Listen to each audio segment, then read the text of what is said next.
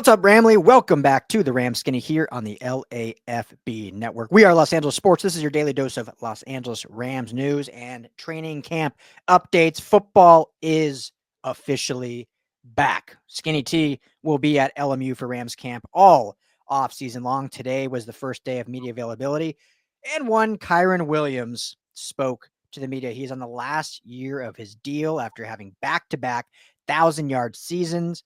Talk of the town. We've talked about it a bunch, so we won't go into the long and skinny of it, if you will. But we will give you, I guess we'll give you the skinny of it, at least what happened today as he spoke to the media. So skinny, we'll just jump right into it. Kyren spoke to the media. Like, just what was the vibe? Did he seem kind of like off put? Because we see all these guys holding out. We see what's going on with the Dallas Cowboys and Marcus Parsons. We see what's going on with Trey Hendrickson down in Florida, not even in the state of Ohio with the Cincinnati Bengals.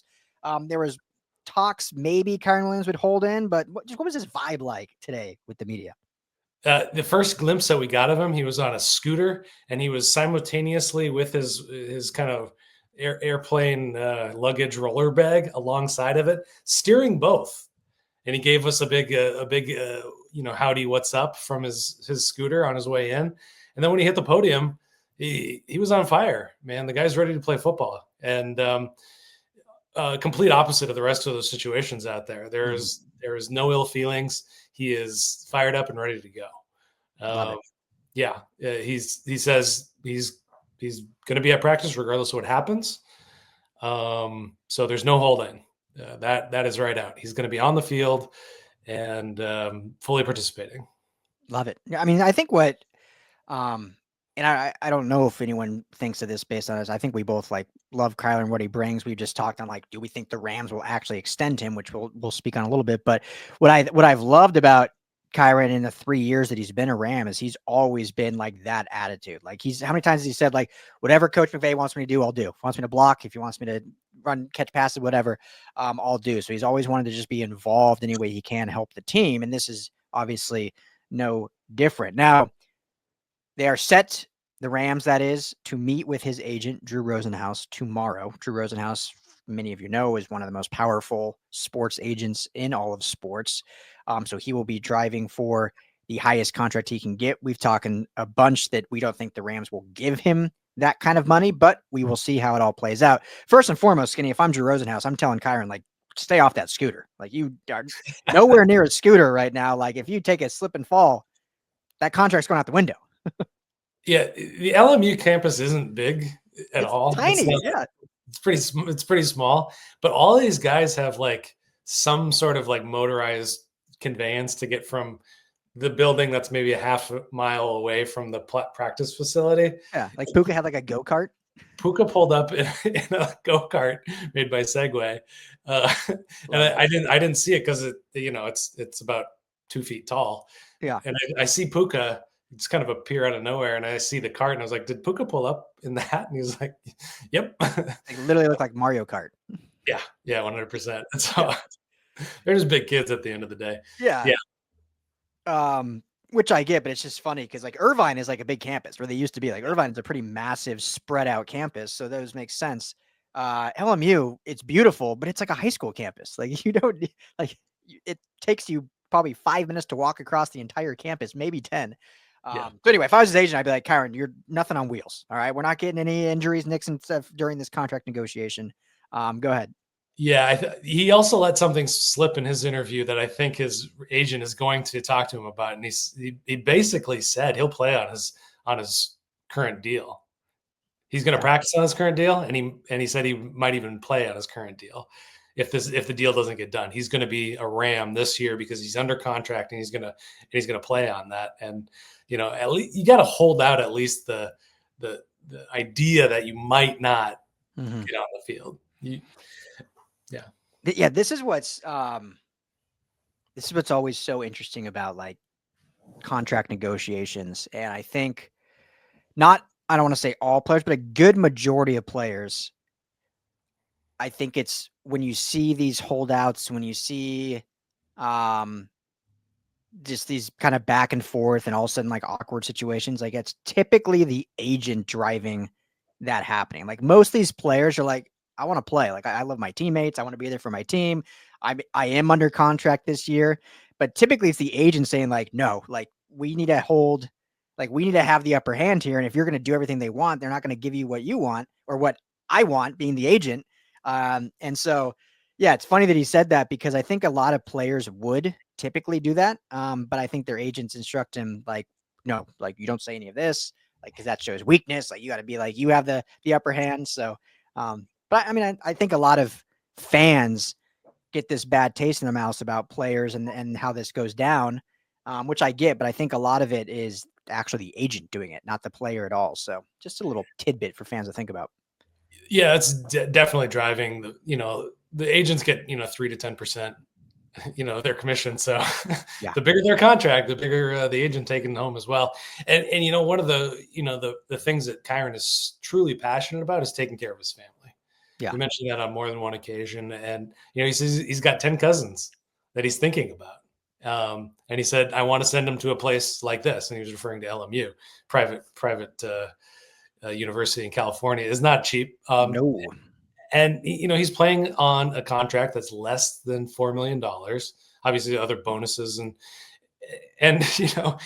when you break it down, you take out the taxes and the fees for the agents and publicists and whomever, and you're living in California. You're paying $10,000 in rent. Let's say you buy a car.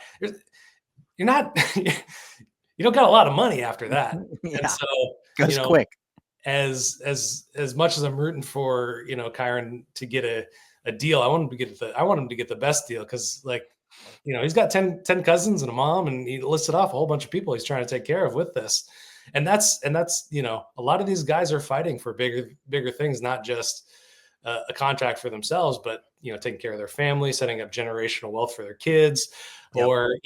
or even just taking care of other players who are coming up after them, where the big conversation was guaranteed money for a lot of these second Yep. rounders. And I mean, look across other sports, guaranteed money is not a conversation because it's already built in. Yeah. And so, obviously that's a whole other conversation, but Kyren's taking care of his business. And it sounds like they're going to get him a good contract. And from what McVay's been saying is, one, he's so thankful that he's got a guy like Kyren on the field. Mm-hmm. Now, like he's grateful that Kyren isn't throwing a fit about this. He's not holding in. He's not holding out. So the wheels are in motion. Meeting tomorrow. We'll see where it comes out. But I think the ask is big, and McVay called it a puzzle. They're trying to fit together this puzzle, and if the piece is too big, it doesn't fit in the puzzle anymore. So I don't think anything is set in stone. I don't think anything is. We can't take Kyren Williams for granted, I guess. Yeah, for sure. So we'll see how it plays out. I think, when you look, because when you think of running backs, like this is kind of their one shot for a big contract. You're not going to get a third. You get your rookie deal, then as a running back, you get like one more shot, and then that's kind of it. Now the outliers obviously are Saquon Barkley and Derrick Henry and some of those, but the majority is like the second deal is it, and then after that, like you kind of get scrap steer deals after and whatnot. So for him, it'll be interesting. So we talked about whatever it was 2 weeks ago about, hey, his agent, Drew and I was talking about, hey, he wants to be one of the top paid guys in that kind of, what we say, 13 to 15 million per year average, which would put him as like the third or fourth highest paid running back. And you and I were like, based on just the way the Rams operate, it's probably going to be more in that 9-10 max. So it'll be interesting to see the negotiation. Now, last thing I'll say, and then we'll end this and move on to our next video. We'll do Alaric Jackson. Saquon Barkley currently has the highest average per year. His total contract value is $41 million. His total guaranteed is $36 million. So pretty close to fully guaranteed. But then you have Chris McCaffrey, $38 million, but his total guarantee is only $24 million. So just over half of it's guaranteed, like 60% guaranteed, 40% not guaranteed. And you can go down the list of that. So Jonathan Taylor, another example, $42 million total value, one of the highest ones, only $26 million total guaranteed. So if I was Kyren Williams' agent, just kind of seen that. I'm not an agent by any means, and I don't even want to pretend to be able to look at numbers or whatever. But for me, I would be going to him and saying, hey, we're going to try to get you a deal that is not the highest average per year. It'll be less on that, but we'll just try to get as much fully guaranteed. So if you're only going to get 10 per year, let's just make that fully. So if it's a 3-year, $30 million deal, $30 million guaranteed, guess what? You're making 5 more guaranteed than Derrick Henry or Christian McCaffrey. So I ramble a lot of numbers, which I hate doing because I don't know, but that's what I think if they get a deal done, if the Rams and Kyren Williams get a deal done, in my opinion, I think it'll be a less per year average, more guaranteed average. I don't think he's going to get this like 14, 15 million per year kind of thing. That's just my opinion. Yeah, I'm of two minds about it because I think that, from what I know about the Rams, or what I think I know about the Rams at the very least, they're not paying guys. They're not paying running backs. They haven't, know. Since Todd Gurley, they have not. Yeah. But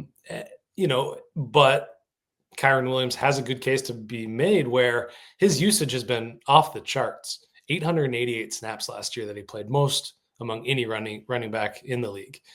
I've mentioned before how he's used as a passer, or used as a pass blocker. Obviously, his chops in the running game, we've all seen that. I asked him about his usage, and he, was basically kind of intimated that it wasn't the plan heading into the season, but that he gives us his kind of standard line, which is, I'm just glad to be on the field. I'm going to do whatever I can possibly do. And he wants even more usage. He said, put me in the slot, coach. He wants to be a receiver, which is what we've been pounding the table for. He was put in the slot 22 times last season, so just a little bit more than once per game in his 18 games that he played, and was only targeted once. So got to get more receptions. But, looking at Blake Corum and Jarquez Hunter on the team, you got to think that they don't want to put one guy out there for 888 snaps. That's like almost that's more than some offensive lineman play per year. Yeah. There's a lot of ins and outs and what have yous in this negotiation, that none of which are solidified right now. Yeah, it's going to be fascinating to see how it plays out. Let's end with this. They're meeting tomorrow. I'm going to hopefully I'll meeting on Wednesday, depending when I publish this. It'll be either early Wednesday or late Tuesday night. In your opinion, do you think an extension gets done before the season starts?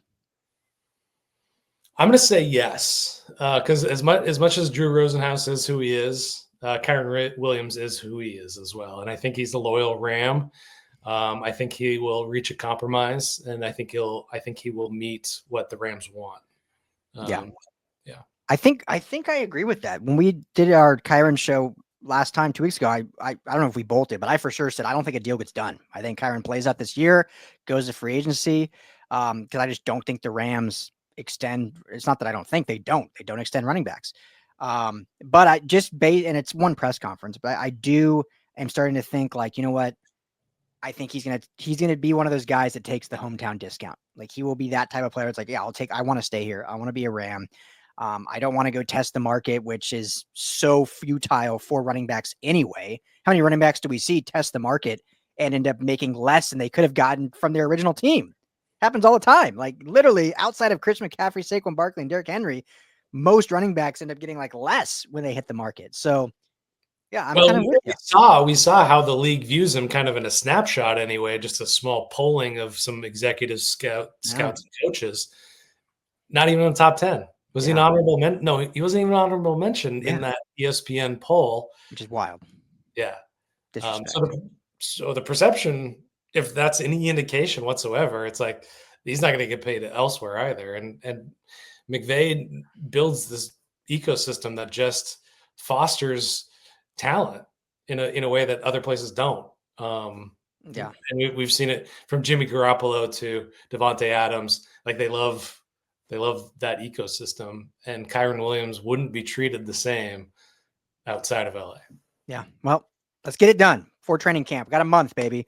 See Kyren in horns for years to come. That's the latest update from Rams training camp. We'll be back. Make sure to tune into our next video, which may just be dropping immediately after.